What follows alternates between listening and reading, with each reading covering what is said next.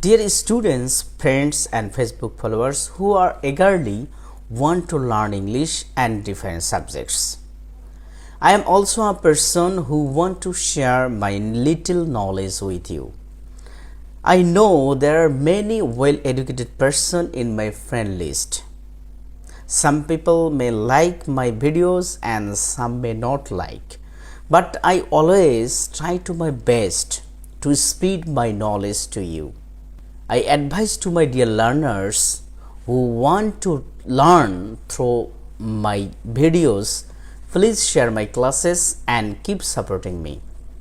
শিক্ষার্থী বন্ধুরা, আজকে আমরা দারুণ একটি শব্দ নিয়ে হাজির হয়েছি, যে শব্দ দ্বারা আমরা চেষ্টা করব কিভাবে ছোট ছোট বাক্য থেকে বড় বাক্য তৈরি করা যায়।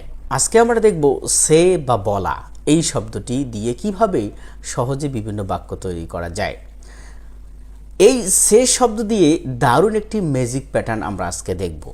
আসলে আমরা আমাদের শিক্ষা জীবনে অনেক শব্দ শিখেছি কিংবা বাক্যের সাথে পরিচিত হয়েছি, কিন্তু কখনো সেই শব্দগুলো দিয়ে ইচ্ছে মতো ছোট ছোট বাক্য কিংবা বড় বাক্য তৈরি করার চেষ্টা সেভাবে করিনি। তাই আজকে আমি দেখাবো কিভাবে মাত্র একটি শব্দ দিয়ে জাদুর মতো বাক্য তৈরি করা যায় এবং এই প্যাটার্ন ফলো করে ইংরেজিতে আমাদের কথাগুলো আরও সহজ এবং সাবলীলভাবে উপস্থাপন করা যায়। চলুন শুরু করি। প্রথমে আমরা এই সে শব্দ দিয়ে তিনটি টেন্স তথা প্রেজেন্ট, পাস্ট এবং ফিউচার সিম্পল দিয়ে সহজে বাক্য তৈরি করার পদ্ধতি শিখব। ধরো আই সে, দ্যাট মিন্স আমি বলি। ইউ সে, তুমি বলো।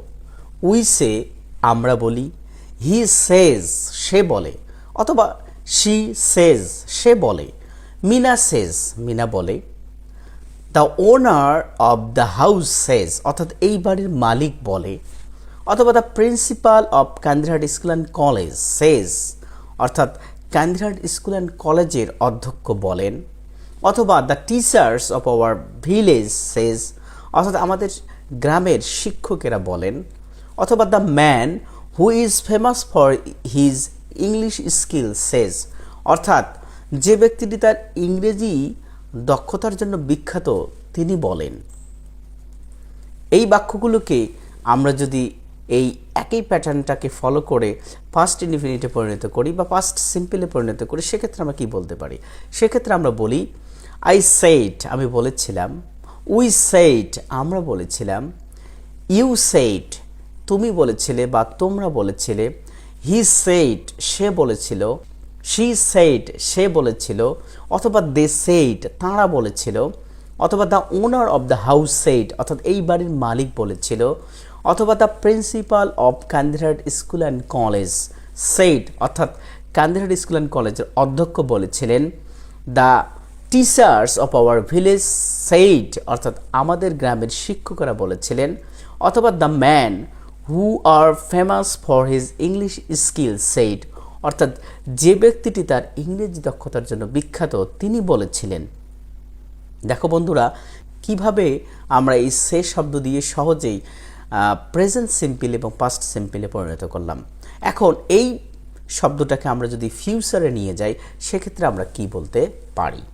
আমরা যদি বলি আই উইল সে, আমি বলবো।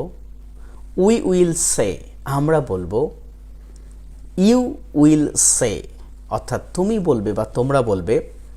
হি উইল সে, সে বলবে বা শি উইল সে, অর্থাৎ সে বলবে। মেয়ে বা পুরুষের ক্ষেত্রে আমরা ব্যবহার করতে পারি। মিনা উইল সে, অর্থাৎ মিনা বলবে।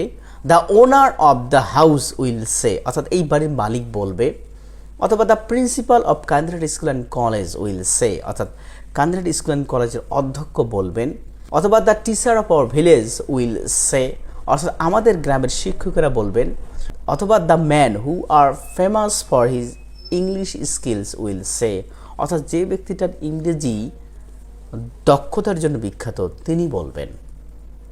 তাহলে আমরা দেখলাম যে কিভাবে সহজে এই সে বা বলা শব্দটি দিয়ে সহজে বিভিন্ন বাক্য তৈরি করা যায় এবং ছোট থেকে বড় বড় বাক্য তৈরি করা যায়, অর্থাৎ মোটা তাজাকরণ পদ্ধতি অবলম্বন করা যায়। এখন এই আই উইল সে বা আই সে বা আই সেইড এই সাধারণ বাক্যটিকে আমরা কিন্তু আরও বিভিন্ন শব্দ প্রয়োগ করে আরও বড় করতে পারি। শিক্ষার্থী বন্ধুরা, পরবর্তী ক্লাসে আমরা কিভাবে এই আই সে অথবা আই সেইড অথবা আই উইল সে দিয়ে কিভাবে বড় বড় বাক্য তৈরি করা যায় সে সম্পর্কে আলোচনা করব। সেই সাথে সাবজেক্টের পরিবর্তনের মাধ্যমে বিভিন্ন বাক্য আমরা শিখব। পরবর্তী ক্লাস দেখার আমন্ত্রণ জানিয়ে এখানে শেষ করছি। ধন্যবাদ সকলকে।